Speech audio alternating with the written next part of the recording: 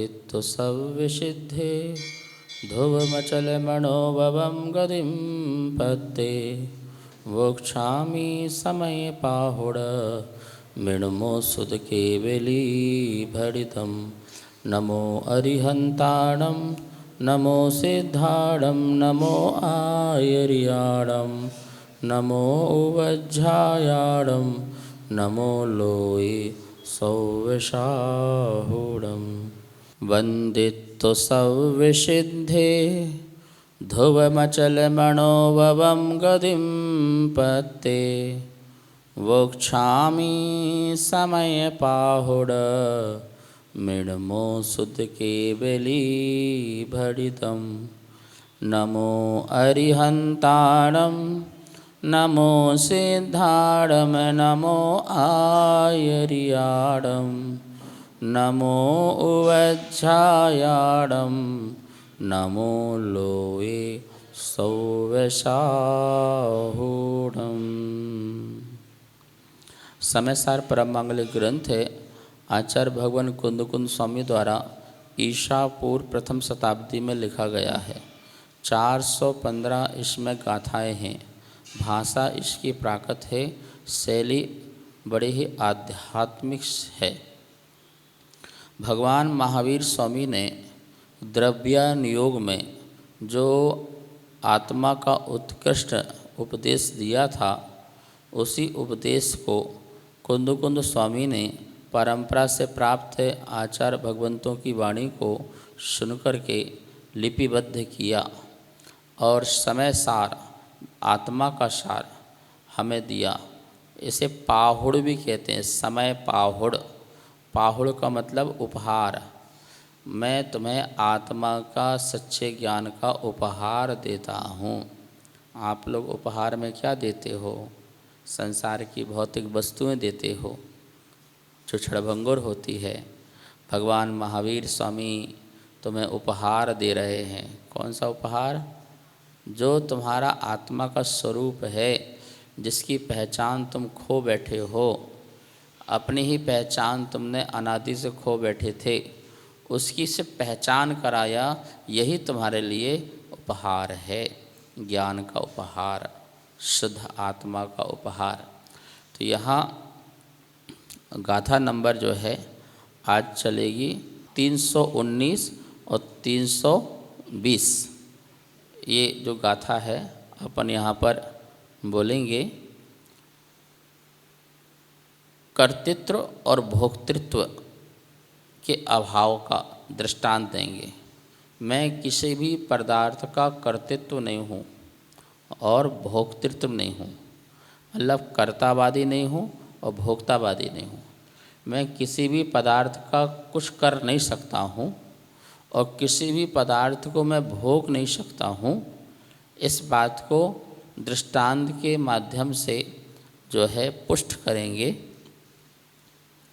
गाथा का उच्चारण करेंगे। नवी कुव्वई नवी वेई नाणी कम्माईं बहुपयाराईं जानई पुण्य कम्म फलम बंधम पुण्यम च पावम च दिट्ठी जहेव नाणम अकार्यम तह अवेदेयम चेव जानई या बंधमोक्षम कम्मोदयम निच्चरम चेव नविकोवै नविवेयै नाणी कम्माईं बहुपयाराईं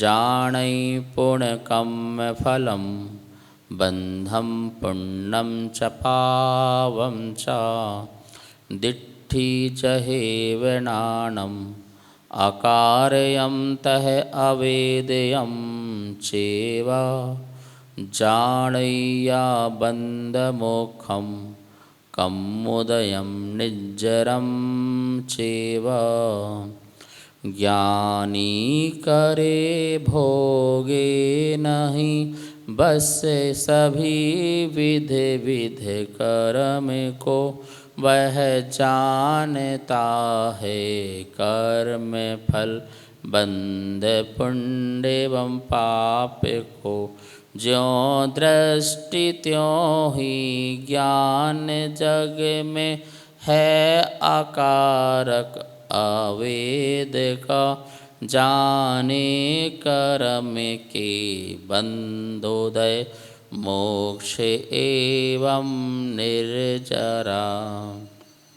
नानी ज्ञानी कमाई बहुपयाराइम अनेक प्रकार के कर्मों को नवी कुबदी करता भी नहीं है और नवी वेई भोगता भी नहीं है। पूर्ण किंतु पुण्यम च पावम च शुभ अशुभ कर्म फलम कर्म फल और बंधम कर्म बंध को जाने मात्र जानता ही है। जही जिस प्रकार दृष्टि नेत्र दृश्य पदार्थों को देखती है, उन्हें करती भोगती नहीं है। नानम अकार्यम तह उसी प्रकार ज्ञान आकारक अवेदियम चे और अवेदक है। और बंद मोक्षम बंद और मोक्षम मोक्ष कम्बोदयम निर्जरम चे कर्मोदय और निर्जरा को जाने मात्र जानता ही है। यहाँ पर कह रहे हैं जो ज्ञानी होता है कम्माई बहुपयारायम अनेक प्रकार के कर्म होते हैं। जैसे 8 प्रकार के तो मूल कर्म होते हैं। वैसे मूल कर्म 2 लगाओ पहले, घातीय कर्म और अघातीय कर्म। घातीय कर्म जो मेरे आत्मा के जो चैतन्य गुण हैं उनमें उनका घात करे वो घातीय कर्म, और जो मेरे आत्मा के चैतन्य गुण होते हुए भी जो परजीवी गुण हैं उनका जो घात करे वो अघातीय कर्म। परजीवी गुण इसलिए कह रहे हैं कि वो पर में भी पाए जाते हैं, और अनुजीवी गुण जो हैं वो सिर्फ उसी में ही पाए जाते हैं, दूसरे में नहीं। जैसे जानना देखना पुद्गल में पाया जाता है क्या? आकाश द्रव में पाया जाता है क्या? नहीं पाया जाता। तो वो मेरे कौन से गुण हो गए? अनुजीवी गुण हो गए। परजीवी गुण क्या बोला है? जैसे अवगाहनत्व, तो अवगाहनत्व गुण किसी और में भी है, अगुल गुण किसी और द्रव्य में भी है, सूक्ष्मत्व और भी द्रव्य में पाया जाता है। तो जो और में भी पाए जाते हैं इसलिए उसे परजीवी कहते हैं। जो सिर्फ उसी में पाए जाते हैं वो अनुजीवी। और जिसके बिना जीव का अस्तित्व समाप्त हो जाए तो अनुजीवी गुण। इसलिए घातीय कर्म किसका घात कर रहा है? जीव के अनुजीवी। जैसे देखने का काम आत्मा करती है तो उसको इतना घात किया कि वो पूर्णता को न देख सके। पूर्ण घात तो कभी कोई कर्म आत्मा के अनुजीवी गुणों का नहीं कर सकता, लेकिन जितना घात कर रहा है उसे हम घातीय कर्म कहेंगे। एक अक्षर का ज्ञान आ का ज्ञान तुमको है कि नहीं? है ना? तो जिसको एक अक्षर आ का भी अनंतवा भाग कर दो, उतना जो लास्ट वाला बचेगा उतना आवरण निरावरण होता है, उसमें आवरण नहीं हो सकता। वो घातीय कर्म उतने अंश वाले जानने की शक्ति को समाप्त नहीं कर सकता, लेकिन उसका तो कर रहा है ना कि सिर्फ उतने ही छोड़ करके लब्धा पर्याप्तक निगोदीय जो जीव है उसके अक्षर के अनंतवा भाग वाला जो ज्ञान है सिर्फ उतना आवरण रहित है। बाकी सब ज्ञान क्या है? ढका हुआ है। तो एक दृष्टि से कहेंगे जैसे जड़ हो गया ना, जड़ पदार्थ है बिल्कुल वैसा हो गया। क्या रखा बताओ? जैसे पत्थर है, इसमें क्या रखा? ऐसे वो जीव भी ऐसे ही हो गया। इतनी ज्ञान की शक्ति को हम कम कर देते हैं अपने ही कारण से। तो घातिया जो ज्ञान का, दर्शन का, सुख का और शक्ति का, जो दर्शन का, ज्ञान का और सुख का और जो हमारी शक्ति है, उसका क्या करे? घात करे, वो घातीय कर्म है। हमारी कितनी शक्ति पावरफुल है, हम अनंत काल तक भोजन न करें, इतनी शक्ति हमारी है, फिर भी हमें आत्मा इच्छा करती है, दो भैया। ठीक है, उस शक्ति का घात कर रही है। जानने की शक्ति कितनी हमारी है, ऐसे लोकालोक यदि असंख्यात अनंत हो तो भी हम जान लें, इतनी शक्ति हमारी जानने की, उसको भी क्या कर रखा है? घात कर रखा है। दर्शन, देखने की शक्ति को, सुख जो अनंत सुख है, निराकुल सुख है, कहीं आकुलता नाम का एक अंश भी नहीं है, ऐसे अनंत सुख को घात कर रखा है, घातीय कर्म। और अघातीय कर्म जो मेरे अनुजीवी गुणों का घात नहीं करता है, वो अघातीय कर्म है। और अघातीय कर्म से हमें नुकसान भी नहीं है। क्या नहीं है? नुकसान नहीं है। कैदी को हथकड़ी से बांध दो तो उसके जान का नुकसान नहीं है, लेकिन उसकी वहाँ पिटाई बहुत हो तो दर्द तो उसको, उसमें बांध दिए, जेल में डाल दिया, अंदर बंधा हुआ है। तो अघातीय कर्म तो ऐसे है जैसे जेल के अंदर कैदी को डाल दिया हो, तो उसका कोई जान का खतरा नहीं है। घातीय तो ये कि फांसी में लटका दिया सीधे। घातीय कर्म की सज़ा कैसी है? फांसी में लटकाना। और अघातीय कर्म की सज़ा है आजीवन कारावास। तो आजीवन कारावास तुम्हें चॉइस किया जाए कि बताओ तुम्हें कौन सा चाहिए, आजीवन कारावास चाहिए या फांसी की सज़ा चाहिए, दो में से कौन सा? बोलो। बोले भैया आजीवन कारावास दे दो, हमें फांसी की सज़ा नहीं चाहिए। क्योंकि आजीवन कारावास की सज़ा भी, उसकी भी एक लिमिट होती है, 12 साल 14 साल के बाद उसको भी क्या कर देते हैं? छोड़ देते हैं, तुम्हारा हो गया आजीवन कारावास। आजीवन का मतलब जीवन पर्यंत रहेंगे ऐसा भी नहीं है। ये घातीय अघातीय कर्मों में ऐसी आजीवन कारावास वाला सिस्टम है। घातीय कर्म तो फांसी है सीधे, आपके ज्ञान दर्शन सुख को सीधे टांग दिया उसने। तो इसलिए फांसी ना हो, सबसे पहले इसका पुरुषार्थ करो। कुंद कुंद स्वामी ने भक्ति लिखी, उसमें लिखा, हे भगवान आपकी भक्ति से मेरे घातीय कर्म नष्ट हो जाएं। क्या लिखा? उन्हें ये नहीं लगा कि मेरा घातीय कर्म नष्ट हो जाए, घातीय कर्म नष्ट हो जाए। क्यों? क्योंकि घातीय गए तब रही क्या गया, अब तो टाइम पास है, आजीवन कारावास का टाइम पास है, टाइम निकला और बाहर स्वतंत्रता, आज़ादी। ऐसे ही केवली भगवान के घातीय कर्म नष्ट हो जाने के बाद जो अघातीय कर्म है, आयु कर्म आदि है, वो तो एक समय स्थिति है, वो जैसे पूर्ण होगी और शरीर भी छूट जाएगा और आयु कर्म भी नष्ट हो जाएगा और बस आत्मा क्या हो जाएगा? मोक्ष। यहाँ ये कह रहे हैं कि भाई मैं उन कर्मों का, जो दो मूल कर्म हैं और उनके 4-4 कर्म हैं तो 8 हो जाएंगे, उनके और उत्तर भेद करेंगे तो 148 कर्म हो जाएंगे। और एक एक कर्म के भी यदि भेद करते हैं तो असंख्यात लोग प्रमाण भेद कर्मों के हो जाएंगे। बोले इन समस्त कर्मों का मैं करता नहीं हूँ, क्योंकि मैंने कर्मों को क्रिएट नहीं किया है, मैंने कोई स्पर्धक नहीं बनाया, कोई मैंने कर्म का स्वभाव नहीं बनाया, प्रगति नहीं बनाई। ये तो संसार में कार्बन वर्गणाएँ थी, हैं और रहेंगी। उसका मैं क्रिएटर नहीं हूँ, जनरेटर नहीं हूँ, डिस्ट्रॉयर नहीं हूँ। मैंने कोई जनरेट नहीं किया उनको, कोई डिस्ट्रॉय नहीं किया, कोई नाश करने वाला नहीं। ये सिर्फ और सिर्फ व्यवहार की भाषा थी, मैंने कर्म किया, मैंने कर्म नष्ट किया। ठीक है ना? तो ना मैंने कर्म किया और ये व्यवहार की भाषा थी कि मैंने उन कर्मों के फल को भोगा।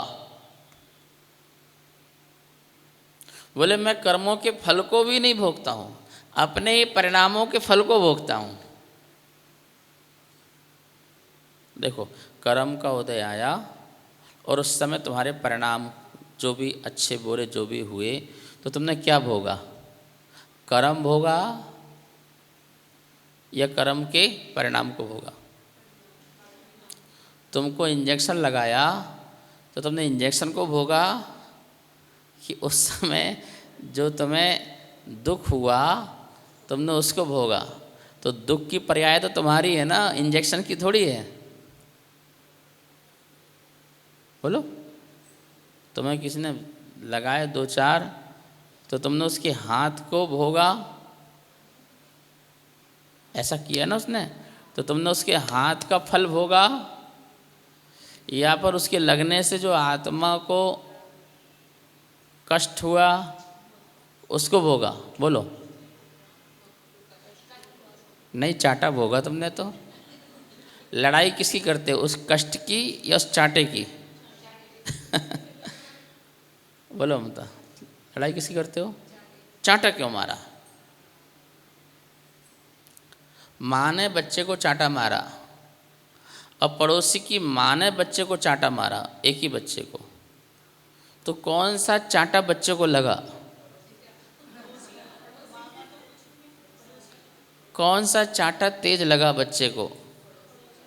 माँ ने भी बहुत तेज खींच के लगाया, ऐ करके चुप, ठीक है ना।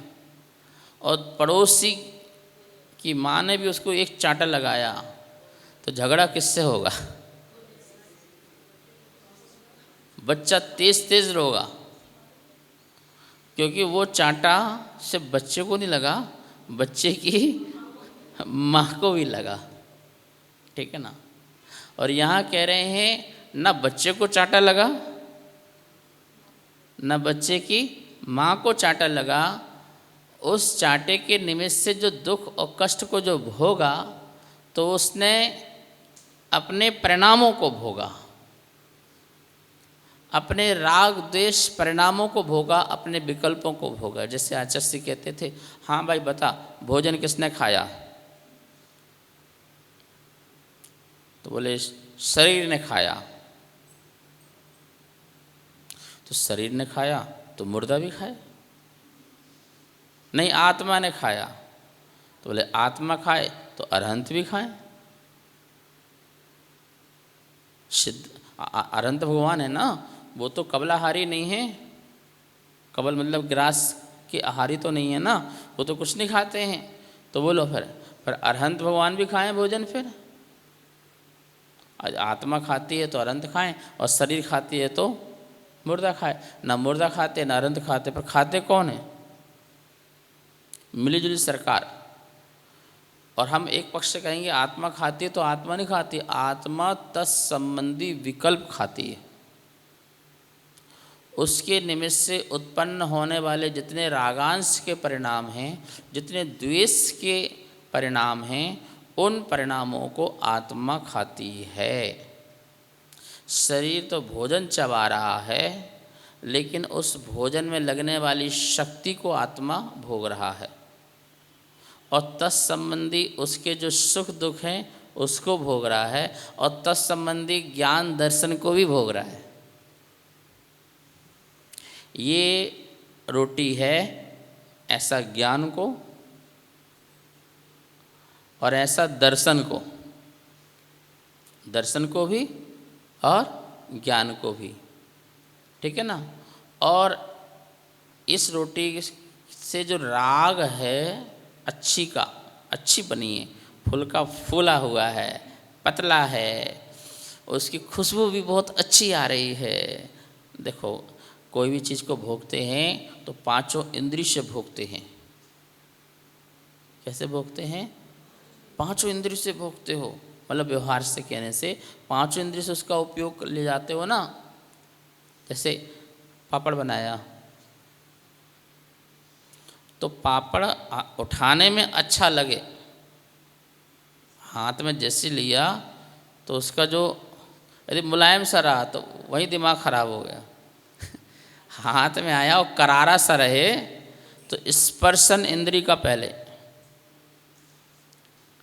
पहले तो दृष्टि का, नेत्र इंद्री का। पापड़ रखे हैं, कमाल है, पूरा भोजन हो गया, वहाँ रखा, दिए ही नहीं। तो वो पहले तो चक्षु इंद्रिय का, और फिर उसको छुआ तो स्पर्शन इंद्रिय का, और जैसे ही पास में ला रहे तो उसकी जो सुगंध है, सोनी सोनी सी क्या सुगंध होती है, आहा, तो उससे घ्राण इंद्रिय का, और फिर जब जिह्वा में रखा तो स्वाद इंद्रिय का, रसना इंद्रिय का, और कट की जो आवाज़ आ रही है अंदर, कट की जो आवाज़ आ रही है कान में, वो कौन सी इंद्रिय का? कर्ण इंद्रिय का। और मन तो ले ही रहा है, मन तो सारी इंद्रियों में लगा ही हुआ है। तो मन और इंद्रियां ये सब पापड़ नहीं भोग रही हैं। पापड़ संबंधी जो ज्ञान था, दर्शन था, पहले उनने वो लिया, चक्षु ने भी, रसना ने भी, घ्राण ने भी, पांचों इंद्रिय मन ने भी जो लिया, वो उस संबंधी दर्शन और ज्ञान लिया, और उसमें फिर दर्शन ज्ञान से पाप का बंध नहीं हो रहा था। ध्यान रखना, दर्शन और ज्ञान से कोई आश्रव बंध नहीं हो रहा था। उस दर्शन और ज्ञान के समय जो तुम्हारे रागांश के परिणाम होने लगे या द्वेष के परिणाम होने लगे, उससे आश्रव और बंद हुआ। तो फिर उसने क्या किया? अपने आत्मा के सुख स्वभाव में विकार पैदा किया, और विकार पैदा किया तो उसमें राग द्वेष की बुद्धि उसमें अपनी डाली, ठीक है। और इसके बाद उसने उसको राग द्वेष के परिणामों को भोगने के लिए उसने, या ज्ञान के अंश से जानने के लिए उसने अपनी आत्मा की शक्ति लगाई थी। अरे जितनी शक्ति लगाएगा उतनी तो राग, और जितनी शक्ति लगाएगा उतना द्वेष, जितनी शक्ति लगाएगा तत्संबंधी उसको कंटिन्यू जानने का, देखने का, राग द्वेष करने का। तो फाउंडेशन तो शक्ति है ना। अंतराय कर्म कौन से नंबर में है? गिनती में 8वें नंबर में है ना, वो फाउंडेशन है। वो शक्ति ज्ञान में, दर्शन में, सुख में, सभी में शक्ति देता है, इसलिए लास्ट में रखा। और घातिया कर्म में क्या बोलते हैं? उसी को हटा देते हैं। तू हट भाई, पहले कर्म शक्ति प्रकट होने दे अच्छी से, तो हमारा ज्ञान भी अनंत हो जाए, हमारा दर्शन भी अनंत हो जाए, हमारा सुख भी अनंत हो जाए, ठीक है। तो मैं इंद्रियों के माध्यम से, मन के माध्यम से पर पदार्थ का सिर्फ ज्ञान लेता हूँ, और ज्ञान लेने के बाद उसमें अपना विकार पैदा करता हूँ, तो दूषित करता हूँ ज्ञान को, और उसमें अपनी जो है वैभाविक शक्ति लगाता हूँ, और उसके निमित्त से मैं जो है कह देता हूँ कि पर पदार्थ को मैंने भोगा, या पर पदार्थ को मैंने कुछ किया, जबकि मैंने पर पदार्थ में इन चारों का अपना जो है योगदान लगाया है, अपने परिणति का, अपने परिणाम का, अपनी पर्याय का, जो मैं उस समय उस संबंधी उस परिणाम का करता हूँ, और उस समय उस संबंधी उस परिणाम का भोगता हूँ। तो मैं अपना ही करता हुआ, अपना ही भोगता हुआ, अशुद्ध करता और अशुद्ध भोगता, अशुद्ध पर्याय का करता हुआ और अशुद्ध पर्याय का भोगता हुआ, या यूँ कह सकते हैं विभाव का करता हुआ, विभाव का भोगता हुआ, विभाव स्वभाव का करता हुआ और विभाव स्वभाव का भोगता हुआ। और जब मैं अपने ज्ञान को दूषित नहीं करता हूँ, शक्ति को दूषित नहीं करता हूँ, दर्शन को दूषित नहीं करता हूँ, सुख के विकार को दूषित नहीं करता हूँ, तो उस समय फिर मैं अपने शुद्ध स्वभाव का कर्ता होता हूँ और शुद्ध स्वभाव का भोगता होता हूँ। तो मैंने तो अशुद्ध स्वभाव में भी पर को नहीं किया और पर को नहीं भोगा, तो शुद्ध स्वभाव में कैसे पर का कर्ता और कैसे पर का भोगता हो सकता हूँ? सुनो, अज्ञानी अवस्था में भी मैंने पर पदार्थ को किया नहीं और भोगा नहीं। तो ज्ञानी ज्ञान की पर्याय में कैसे किसी पर पदार्थ का कर्ता और भोक्ता हो सकता है? और जब तक ये अज्ञानी ऐसा मानता है कि मैं पर पदार्थ का कुछ करता हूँ और पर पदार्थ को भोगता हूँ, तब तक उसकी अज्ञान दशा होती है। उस समय उसका आश्रव और बंध होता है। और जब एक ज्ञानी ये जान जाता है कि मैं किसी भी पर पदार्थ का कर्ता नहीं हो सकता और ना किसी पर पदार्थ को मैंने कभी भोगा है, तो उस समय वह ज्ञानी बनता है और उसके संवर और निर्जरा होती है। यही बात यहाँ लिखी है। यही बात यहाँ पे लिखी है। क्या? ज्ञानी करे भोग नहीं, बस सभी विध विध कर्म को, वह जानता है कर्म फल बंध पुण्य एवं पाप को। वो मात्र जानता है कर्म के फलों के बंध को, उदय को, पाप को, पुण्य को, वो जानता मात्र है। लेकिन उसको करने वाला, भैया तुम्हारे बहुत पुण्य का उदय है, तुमने किया होगा, ये तुमको मिला। हाँ भाई, इस सब को मैंने किया नहीं, मैं इस सब को जानता हूँ। ये मेरे पुरुषार्थ का फल है। किसका फल है? बोलो। तो कौन सा पुरुषार्थ? कौन सा पुरुषार्थ? जो भी तुमने अशुभ अशुभ परिणाम किए थे, उस परिणामों का पुरुषार्थ का फल है। अरे मैंने भगवान को देखा तो मैंने अपने अंदर शुभ परिणाम लाए ना, तो शुभ परिणाम मेरा पुरुषार्थ है कि नहीं? मैंने पर पदार्थ संसार के देखे तो उसको देख करके मेरे अशुभ परिणाम आए, तो मैंने अशुभ पुरुषार्थ किया नहीं किया? वो शुभ और अशुभ के परिणामों का फल है, ना कि मेरे कर्मों का फल है। क्योंकि कर्म जब मेरे है ही नहीं तो उसका फल क्या होगा मेरे? तो फिर आप कर्म का फल क्यों बोलते हो? भाई वो निमित्त बनता है, इसलिए हम बोल रहे कर्म का फल है।